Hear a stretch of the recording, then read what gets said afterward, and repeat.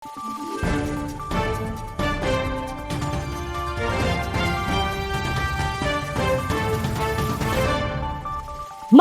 araw Pilipinas! Ito ang Valiente News hatid sa inyo ng Office of the Vice President.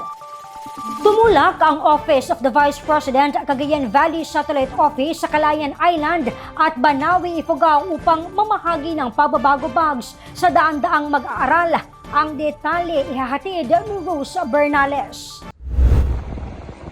Pahirapan man ang naging biyahe patungong Calayan Island, di ito ininda ng mga kawani ng Office of the Vice President Cagayan Valley Satellite Office. Maihatid lamang ang mga pagbabago bags para sa mga mag-aaral sa nasabing isla. 6 na paaralan ang sinuyod ng opisina.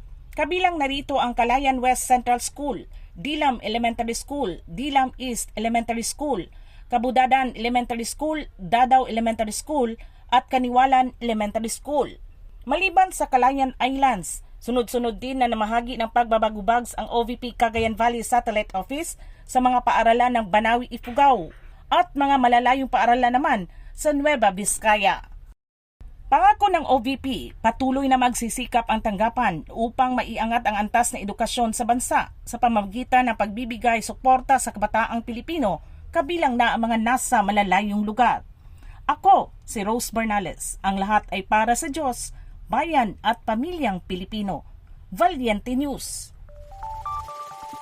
Sa susunod na episode, tunghayan natin ang mapanghamon ngunit nakaka-inspire na kwento ng mga guro at mag-aaral mula sa isla ng Calayan. Ako si Claudette Loreto para sa makabuluhan, naninindigan at matapang ng mga ulat at impormasyon. Maraming salamat!